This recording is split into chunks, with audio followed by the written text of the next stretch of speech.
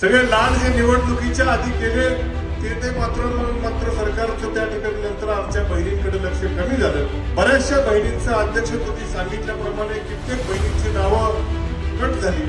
त्यामुळे माझ्या ज्या 18 वर्षाच्या भगिनी आहेत त्यांनाही माझं आव्हान आहे की हा तुमचा भाऊ तुमच्याकरता विधानसभेमध्ये त्या ठिकाणी तुम्हाला लवकरात लवकर हे पैसे कसे चालू होतील त्याकरता मुंबईतले भाऊ नाही तुमचा राहुरीतला भाऊ त्या ठिकाणी भांडणारा त्या ठिकाणी सक्षम. 1 रुपयाच्या पीक विमा योजनेमध्ये एवढे पैसे इथं तुम्ही जे बसलेत ना सगळे तुमच्या सगळ्यांना त्या 1 रुपयाच्या पीक विमा योजनेमध्ये निवडणुकीच्या 1 महिना अगोदर हजारोनी लाखोनी पैसे आलेले आहेत. पण माझा प्रश्न असा आहे की नंतर सरकार बदलल्यावर सरकार आलं त्यांचं परत 1 रुपयाची पीक विमा योजना बंद का केली? त्या 1 रुपयाच्या पीक विमा योजनेमध्ये खूप घोटाळे घातले लोकांनी, कुणालाही पैसे आले. अरे ज्यांनी घोटाळे घातले त्यांना पकडा ना, त्यांना धरा, त्यांना ईडी लावा त्यांना. मित्रांनो, या सबस्टेशनची इतकी दयनीय अवस्था होती की मी मंत्री असताना माझ्याच पार्टीतल्या लोकांनी जाऊन आंदोलन केलं तिथं. मलाही ते पाहून नाही आणि या सबस्टेशनची क्षमता आपण दुप्पट केली. माझ्या आमदारकीच्या कारकिर्दीमध्ये मी काय असं काय भूषण म्हणून सांगत नाही, पण मी सातत्याने प्रयत्न केले.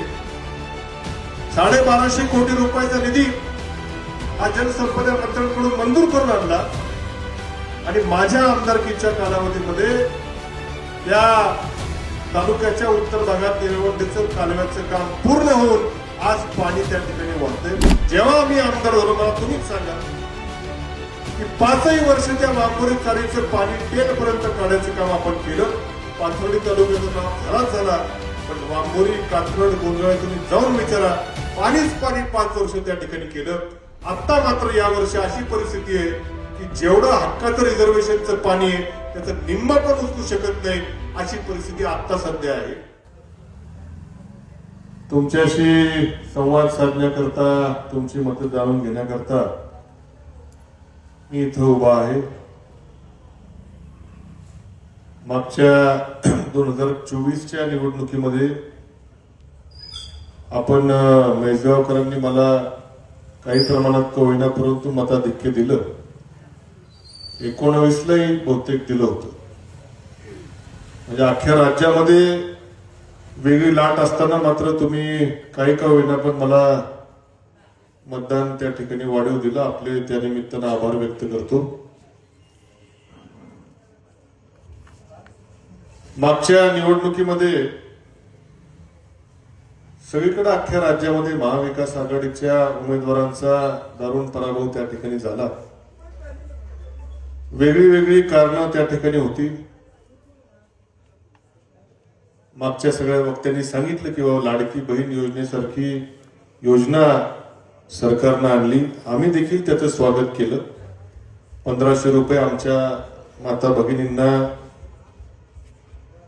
देण्याचा निर्णय सरकारने घेतला. महाविकास आघाडीने आम्ही देखील त्याचं स्वागत केलं.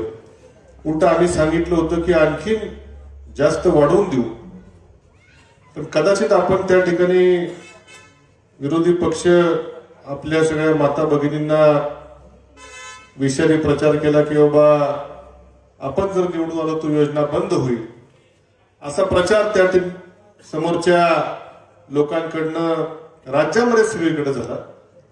आणि एकदमच नवीन योजना होती, जेणे कुणी ज्या कुठल्या आमच्या भगिनींनी ऍप्लिकेशन केलं लगेच पास, कुणाचंच रिजेक्ट झालं नाही त्यावेळेस. अगदी आमच्याकडं राहुरीत मोठमोठे दुकानदार असतील, मी काय नावं घेत नाही, त्यांच्या बायकांनी केलं, करून तर बघू म्हटले, त्यांना आले 1,500 रुपये. म्हणजे ज्याने कुणी लाईनी लावून लावून बायकांनी त्या ठिकाणी अर्ज भरले. आम्ही देखील फॉर्म भरायला मदत केली. म्हटलं चांगलं होतंय, भरा. लाईनीमध्ये जाऊन पाणी वाटलं आम्ही. सगळी बँकेच्या लाईनीत बायका उभ्या होत्या. आणि ठीक आहे, लाडक्या बहिणी शेवटी आता अपप्रचाराला काही बळी पडल्या असतील, काय झालं असेल, पण मात्र निवडणूक झाली आणि मग या ना त्या कारणाने बहिणींच्या, आमच्या लाडक्या बहिणी सगळ्या नंतर लाडक्याच्या विरुद्ध शब्द काय, हा दोडके न लाडक्या झाल्या. सगळे लाड जे निवडणुकीच्या आधी केले ते मात्र सरकारचं त्या ठिकाणी नंतर आमच्या बहिणींकडे लक्ष कमी झालं. बऱ्याचशा बहिणींचं अध्यक्ष तुम्ही सांगितल्याप्रमाणे कित्येक बहिणींची नावं कट झाली. मग मात्र दिसायला लागलं कुणाकडे 4 चाकी आहे का, कुणाकडे 2 चाकी आहे का, KYC करा, अमुक करा, तमुक करा. 25-30% बहिणींचे आमचे त्या ठिकाणी पैसे कट केले. आपल्या तालुक्यामध्ये संख्या आहे ती 27,000. 27,000. माझं या 27,000 लाडक्या बहिणींना आग्रह आहे की मागच्या वर्षी तुम्ही जेवढं मतदान केलं त्याचं एकदा तुमची फसवणूक समोरच्यांनी केलेली आहे, तेवढ्याने जरी परत मतदान उलट केलं तरी आपलं काम त्या ठिकाणी होतं. आणि ज्या बहिणी आमच्या लाभ घेत आहेत त्यांनाही 3-3, 4-4 महिन्यानंतर त्या ठिकाणी कधी कधी पैसे रेग्युलर येत नाहीत. आणि आमच्या 18 वर्षाच्या पुढच्या योजना कुणा करतायत, ज्या 18 वर्षाच्या पुढे गेल्या आणि 65 वर्षाच्या 65च ना मला वाटतं 65 वर्षाच्या आतमध्ये आहेत आणि ज्या 18 वर्षाच्या पुढे आहेत त्यांना योजना पाहिजे. पण वर्ष 1.5 वर्ष झालं ज्यांचं वय 65च्या पुढे गेलं त्यांच्या बंद झालेल्या आहेत. बहुतेक नाही झालेले आहेत बंद. पण ज्यांचं वय 17 वरून 18 वर गेलं त्यांचं मात्र योजना चालू झालेली नाही. बघा ही लबाडी कशी. त्यामुळे माझ्या ज्या 18 वर्षाच्या भगिनी आहेत त्यांनाही माझं आव्हान आहे की हा तुमचा भाऊ तुमच्याकरता विधानसभेमध्ये त्या ठिकाणी तुम्हाला लवकरात लवकर हे पैसे कसे चालू होतील त्याकरता मुंबईतले भाऊ ने तुमचा राहुरीतला भाऊ त्या ठिकाणी भांडणाला त्या ठिकाणी सक्षम आहे. ज्यांचे पैसे वेळेवर येत नाहीत त्यांचे देखील पैसे वेळेवर येण्याकरता त्या ठिकाणी विधानसभेमध्ये जाऊन त्या ठिकाणी मांडायला हा तुमचा भाऊ त्या ठिकाणी सक्षम असणार. आणि म्हणून जे लाडक्या बहिणीच्या नावाखाली सरकारनं जे काय मागच्या वर्षी विषय केला, माझ्या सगळ्या लाडक्या बहिणींना आव्हान आहे की तुम्ही अपप्रचाराला बळी पडू नका. हे फक्त आता एकाच जागेची निवडणूक आहे, यांनी काय सरकारवर वगैरे काय बदल होत नसतो काय. त्यामुळे जे 2 भाऊ तिथं आहेत ते असणारच आहेत, त्यांना काही धोका पोहोचणार नाही. पण इथं हा एक भावाला तिकडे संधी द्या. निश्चितपणे तुमचे पैसे रेग्युलर कसे येतील, 18 वर्षाच्या आमच्या विद्यार्थिनी असतील त्याला पैसे कसे येतील याच्याकरता वरच्या 2 भावांना लढणारा हा भाऊ त्या ठिकाणी पाठवा. निश्चितपणे हा आणखीन लाडका तुमचा भाऊ त्या ठिकाणी एकदा प्रयोग करून बघा. मित्रांनो, हे झालं आमच्या बहिणींचं. आमच्या शेतकऱ्यासाठी 1 रुपयाची पीक विमा योजना ही सरकारने आणली होती का नाही मागची. 1 रुपयात पीक विमा योजना जवळपास खाली बसलेले जेवढे असतील शेतकरी सगळ्यांनी ते 1 रुपया भरायचा होता. 1 रुपयाच्या पीक विमा योजनेमध्ये एवढे पैसे इथं तुम्ही जे बसलेत ना सगळे तुमच्या सगळ्यांना त्या 1 रुपयाच्या पीक विमा योजनेमध्ये निवडणुकीच्या 1 महिना अगोदर हजारोंनी लाखोंनी पैसे आलेले आहेत. इथं तुम्ही बसले, तुमची जर बेरीज केली तरी एखाद्या मंत्रिमंडळाच्या खात्याचं बजेट होईल एवढी बेरीज निश्चितपणे होऊ शकेल. आता मला सकाळी कोणी सांगितलं, हा तुम्हाला किती आले? 2.25 लाख रुपये. आमचा ड्रायव्हर कुठे गेला?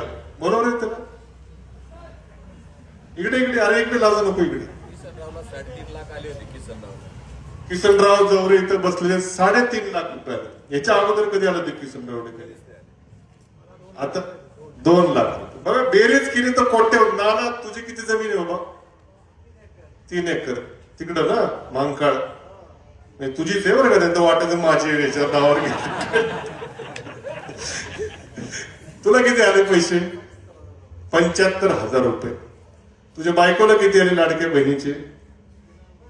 हा ठीक आहे, जाऊ बायकोच नको. आणि नुकसान झालं तर तुझं काय? काही नुकसान झालं नाही काय?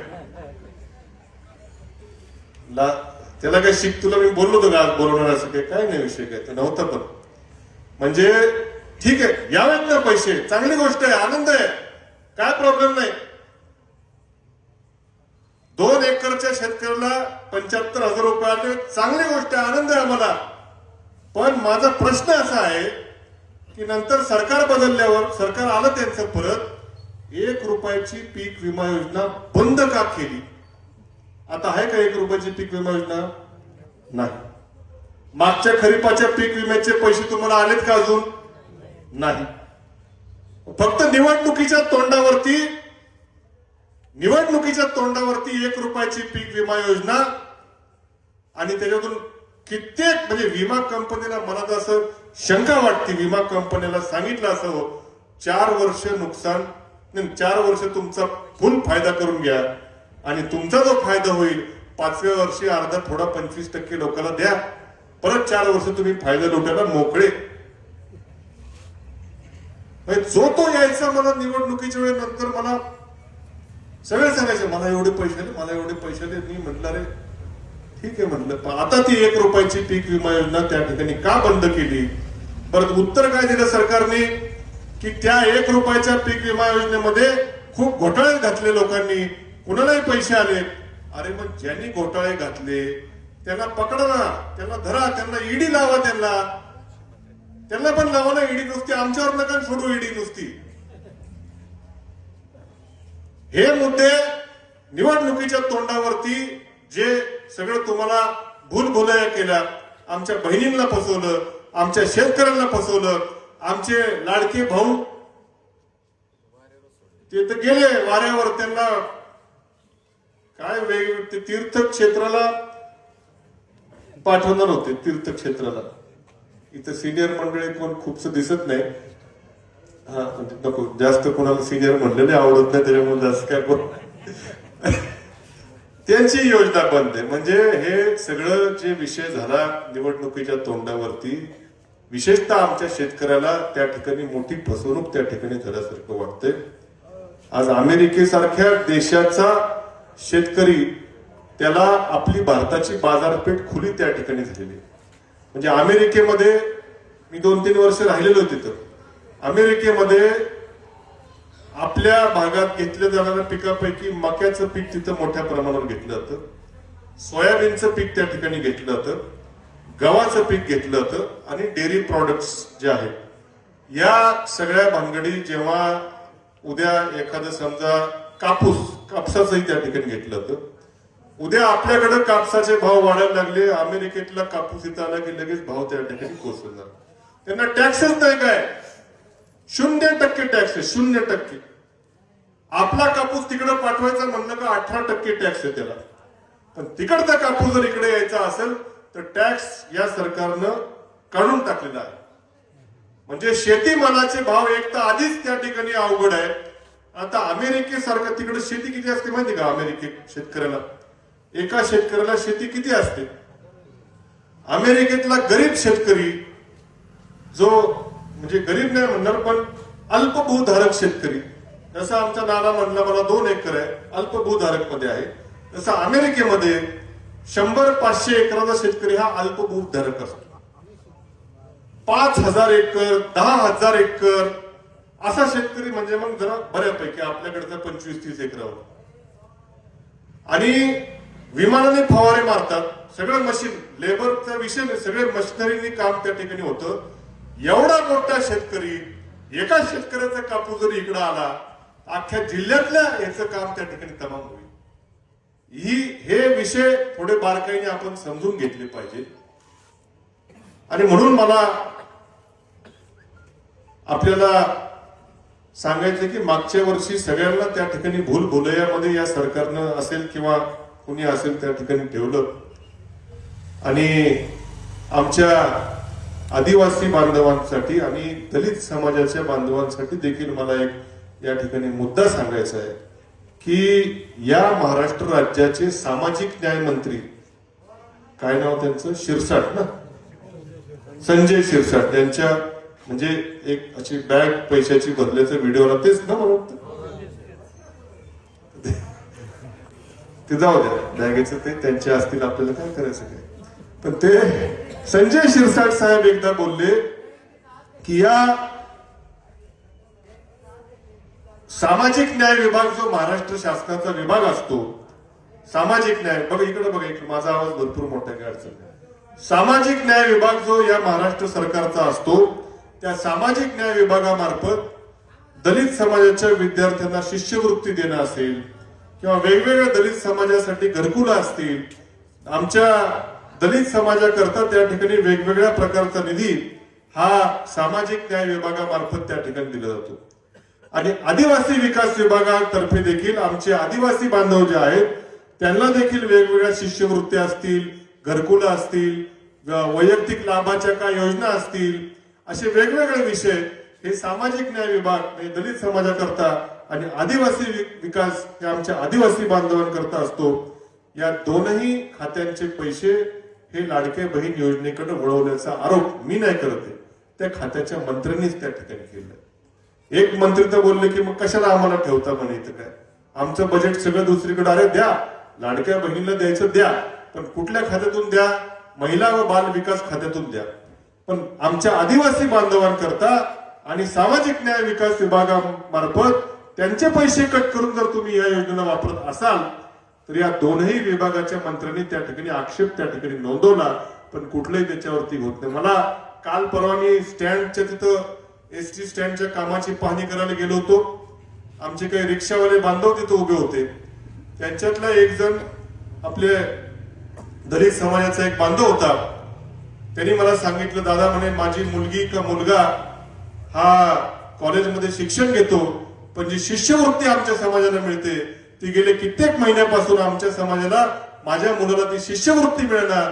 मी आपलं रिक्षा चालवून पोट भरतो, पण मात्र माझ्या मुलाला ही शिष्यवृत्ती जर मिळाली नाही तर पुढे त्याचं शिक्षण कसं चालवायचं हे कोण म्हणतं. तर एक सर्वसामान्य रिक्षावाल्या बांधवांनी व्यथा माझ्याकडे त्या ठिकाणी व्यक्त केली. ही सगळ्या राज्यभर ही परिस्थिती आहे. आणि म्हणून निवडणूक झाल्यानंतर आता सर्व घटकांची त्या ठिकाणी निराशा होत आहे.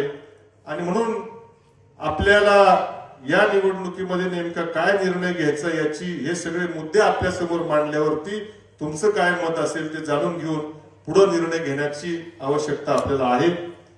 आपल्या तालुक्यामध्ये एमडी सोनवणे साहेबांनी सांगितलं की जवळपास 2 लाख मतदान हे आपल्या तालुक्यात आहे.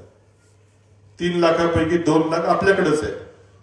आमचे पाथर्डीचे काही कार्यकर्ते आहेत, त्यांच्याकडे काही, नगर तालुक्यात काही आहे. पण मात्र 2019 साली आपण हाच मुद्दा सांगितला की या तालुक्यामध्ये 2 आमदार आहेत, एक राहुरी नगर पाथर्डी आणि दुसरा राहुरी श्रीरामपूर, असे 2 मतदारसंघ असून देखील या तालुक्याला आमदार नाही. आणि ही भूमिका घेऊन 2019 साली देखील मी उतरलो. 19 साली आपण राहुरी तालुक्याने भरभरून मतं या मुद्द्यावरती मला दिली आणि जवळपास राहुरी तालुक्यातल्या मतावरती माझा मोठा विजय हा 2019 साली झाला. मित्रांनो, मला सांगा, या तालुक्याने ज्या भरोशावरती मला तुम्ही मुंबईमध्ये पाठवलं की आपल्या तालुक्यातला आपल्या हक्काचा माणूस हा विधानसभेत जावा, या भावनेतनं या तालुक्यातल्या माणसांनी, लोकांनी, नागरिकांनी मला मुंबईला विधानसभेमध्ये पाठवलं. मी कुठं कमी पडलो का? या तालुक्याच्या विकासासाठी मी नेमकं कुठं कमी पडलो याचं मला राहून राहून त्या ठिकाणी शल्य वाटतं. आपल्याच गावातलं तुम्ही मला सांगितलं, तो गावात येता येता मोठा पूल झाला. गावातला हा कॉन्क्रीट रस्ता मी स्वतः अर्थसंकल्पामध्ये मंजूर करून घेतला.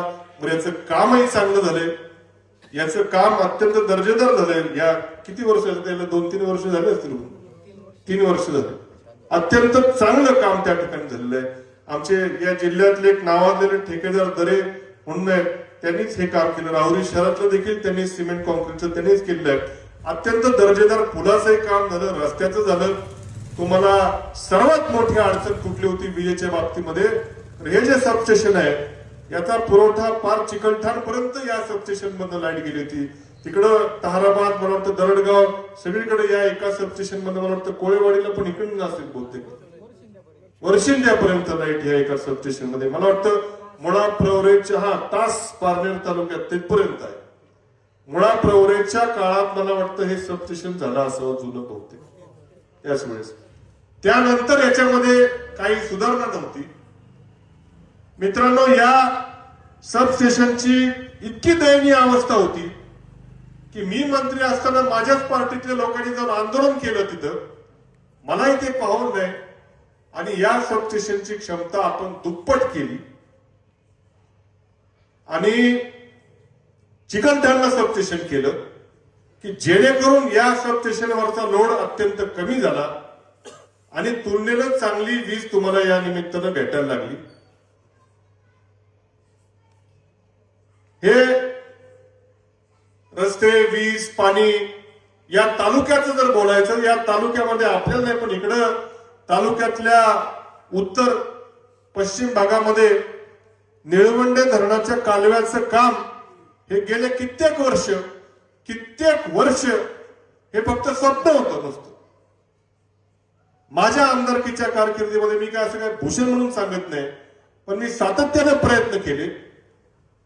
1250 कोटी रुपयाचा निधी हा जलसंपदा मंत्र्यांकडून मंजूर करून आणला आणि माझ्या आमदारकीच्या कालावधीमध्ये त्या तालुक्याच्या उत्तर भागात निळवंडेचं कालव्याचं काम पूर्ण होऊन आज पाणी त्या ठिकाणी वाहतंय. दुष्काळ तिथला हटून आता तिथेही त्या ठिकाणी चांगलं बागायती बाग झालेलं आहे. हे एक तालुक्याचा आमदार झाल्यानंतर झालेले हे बदल आहेत. इथं आमचे पाथर्डी तालुक्यातले देखील सहकारी सर काही कामानिमित्त आलेत. वांबोरी चारे तुमच्याकडे असते, वांबोरी चारे म्हणजे राहुरी तालुक्यातून जाते पण शेवट तुमच्याकडे होतो. नुसतं वांबोरी चारी हे नाव आणि त्या पाईपातली हवा खायचं काम फक्त तुम्ही इथपर्यंत केलं आतापर्यंत. जेव्हा मी आमदार झालो मला तुम्हीच सांगा की 5 वर्ष त्या वांबोरी चारीचं पाणी टेल पर्यंत काढायचं काम आपण केलं. पाथर्डी तालुक्याचा लाभ झालाच झाला, पण वांबोरी, कात्रड, गुंजळे तुम्ही जाऊन विचारा, पाणीच पाणी 5 वर्ष त्या ठिकाणी केलं. आता मात्र या वर्षी अशी परिस्थिती आहे की जेवढं हक्काचं रिझर्वेशनचं पाणी आहे त्याचं निम्म पण उचलू शकत नाही अशी परिस्थिती आता सध्या आहे. आणि आपण आमदार असताना मात्र पूर्ण क्षमतेनं 5 वर्ष पूर्ण क्षमतेनं पाणी त्या वांबोरी तरीचं वापरून काढलं. पाथर्डी तालुक्याला फायदा झालाच झाला, पण सुरुवातीला गावं असल्यामुळे वांबोरी, कात्रड, गुंजळ या तालुक्यातल्या गावांचं देखील मोठं त्या ठिकाणी पाण्याचा लाभ त्या ठिकाणी घेऊ शकलेले आहे. मग या तालुक्याचा आमदार झाल्यावरती 5 वर्ष या तालुक्यामध्ये काय काय अजून तर खूप सांगण्यासारखं आहे, पण जो तुम्ही विश्वास मला आपल्या तालुक्याचा आमदार म्हणून त्या ठिकाणी दाखवला, त्या विश्वासाला पूर्णपणे पात्र राहून काम करण्याचा प्रामाणिक प्रयत्न केला. शेवटची 2.5 वर्ष मी सत्तेवर नव्हतो, पण त्यावेळेस देखील विरोधी पक्षाचा आमदार म्हणून विधानसभेमध्ये तुमच्या प्रत्येक प्रश्नावरती, तुमचा दुधाचा प्रश्न असेल, तुमचा विद्यार्थ्यांचा प्रश्न असेल, तुमच्या पीक विम्याचा प्रश्न असेल, पाण्याचा प्रश्न असेल, लाईटचा प्रश्न असेल, प्रत्येक विषयावरती मी त्या ठिकाणी संबंधित मंत्र्याला योग्य प्रकारे जाब विचारण्याचं काम विरोधी पक्षाचा आमदार म्हणून देखील केलेलं आहे. बिबट्यांच्या बाबतीमध्ये देखील कित्येक त्या ठिकाणी मी आवाज उठवायचं काम केलं. आता आपण बिबट्यांच्यासाठी 20,000 पत्र गोळा केली. तुमच्याकडे आमची लोक आली की नाही मला माहित नाही, पण बऱ्याचशा गावामध्ये तालुक्यातल्या डेऱ्यावर जाऊन शेतकऱ्यांच्या सह्या आम्ही घेतल्या आणि या देशाच्या पंतप्रधानांना राहुरी तालुक्यातून 20,000 शेतकऱ्यांनी पत्र पाठवली की पंतप्रधान महोदय, या बिबट्यांच्या किंवा वाघांच्या संदर्भातला कायदा हा केंद्र सरकारचा त्या ठिकाणी कायदा आहे, कृपया त्याच्यामध्ये थोडासा बदल करा आणि जिथं जिथं बिबट्यांची संख्या जास्त झालेली आहे ते आता माणसांची संख्या कमी करायला लागलेली आहे, त्यांना जर आवर घाला. त्यांच्या पुढच्या पिढीची जसं माणसांची आपण हे करतो कुटुंब नियोजन शस्त्रक्रिया, तशी त्यांची काहीतरी करायची त्या ठिकाणी कायदा बदला, नाहीतर भविष्यात माणसांपेक्षा बिबट्या आमच्याकडे जास्त होतील असं कळकळीचं आव्हान शेवटी तेच करू शकतात. म्हणून त्यांना इथली भावना कळावी. त्यांचं काही नाही, पण त्यांचे कोण मंत्री असतील त्या खात्याचे त्यांना त्यांनी आदेश द्यावा. नाहीतर उद्या चालून आम्हाला पत्र आज पाठवली, नाहीतर उद्या चालून त्यांच्या तिथले जे कोण मंत्री असतील संबंधित खात्याचे त्यांच्या बंगल्यासमोर बिबटे सोडो आंदोलन आपल्याला करावं लागेल. इतकी परिस्थिती भयानक आहे का नाही बिबट्यांची. असा सगळा विषय इथं आहे. पुढचा 1-2च मुद्दे सांगतो, मलाही पुढे जायचं की के रेंजचा इथं मला वाटतं डायरेक्टली भाग शेवट आहे, जवळच तुमच्या के रेंजचा विषय आहे. सातत्यानं आम्ही सर्व, मी असेल, खासदार लंके साहेब असतील, आम्ही तुमच्या के रेंजच्या विषयावरती सातत्यानं तुमच्या पाठीशी भक्कमपणे उभे असतो. नवीन एक संकट आपल्या भागाला येऊ घातलेलं आहे. मी म्हैसगावकरांना तुमच्या कानावरती हा विषय यावा म्हणून मुद्दाम या निमित्तानं सांगतो की के रेंजच्या लगतच्या क्षेत्रावरती 7,000 एकर जमीन, 7,000 वर का 700 नाही, 7,000 एकर जमीन ही या राज्याच्या उद्योग मंत्र्यांनी देऊ केलेली आहे देशाच्या संरक्षण खात्याला. कशा करता? तर दारू गोळा साठवण्याकरता एक दारू गोळाची फॅक्टरी या जिल्ह्यात कुठतरी होणार आहे. दारू गोळा म्हणजे तुम्ही मी आल्यावर बोला तो दारू गोळा नाही, ते फटाकडे झाले. जे युद्धामध्ये तुम्ही टीव्हीत बघत असाल इराणच्या आणि इस्रायलच्या, त्या दारू गोळा साठवण्याकरता 7,000 एकर जमीन ही केके रेंजच्या क्षेत्राबाहेर आम्ही तुम्हाला देऊ असं कोण कोणाला म्हणालं? तर या महाराष्ट्र राज्याचे उद्योग मंत्र्यांचं पत्र आहे. कुणाला आहे? तर देशाच्या संरक्षण मंत्र्याला आहे. म्हणाले उद्योग मंत्री, पत्र पाठवलं संरक्षण मंत्र्याला. अरे पण ज्याची जमीन आहे त्याला कुणाला विचारलं का? 7,000 एकर जमीन कित्येक शेतकऱ्यांची आपल्या कुठं जाईल आता नेमकं माहित नाही. म्हैसगावची जाते का चिंचाळ्याची जाते का अजून मलारवाडीची जाते का आमची राहुरीची जाते काही, बट 7,000 एकर जमीन लगतची आहे. हे पत्र आहे. मी याचं काही वेग बोलत नाही. मी कधी पत्र त्या ठिकाणी बघून त्या ठिकाणी आरोप मी करतो. आणि मग या राहुरी तालुका काय फक्त तुम्हाला प्रकल्प त्या ठिकाणी करायचं आणि आम्ही मात्र आपलं पुनर्वसन आमचं करत बसायचं, झगडत बसायचं, एवढाच उद्योग आहे? करा. दारूगोळा देशाच्या संरक्षणासाठी लागणार आहे. अरे पण जिथं कुठं जिरायत जमीन असेल तिकडे करा ना. उद्योग मंत्री मला वाटतं कोकणातले आहेत, तिकडे काही खूपशी शेती होत नाही, तुमच्याकडे करा, तुम्ही घ्या तिथं जरा स्वाभिमान देशाचा जरा थोडा. पण उठलं सुटलं की सगळे प्रकल्प आपल्याकडेच. म्हणून मला त्यांना माहिती तर राहुरी तालुक्यात काय आता आवाज उठवणार कोण नाही. हे मागच्या वर्षीच आहे, 2025 मधलं पत्र आहे माझ्याकडे. आणि म्हणून मला या राहुरी तालुक्यातल्या जनतेला विश्वास द्यायचा आहे.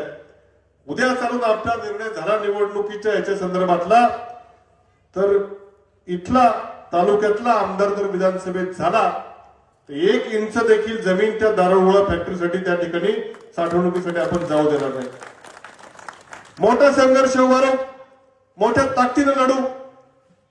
या तालुक्यातल्या शेतकऱ्यांच्या पोटा पाण्याच्या व्यवस्थेला धक्का लागणार नाही याची काळजी आपण निश्चितपणे घेऊ, एवढंच सांगतो.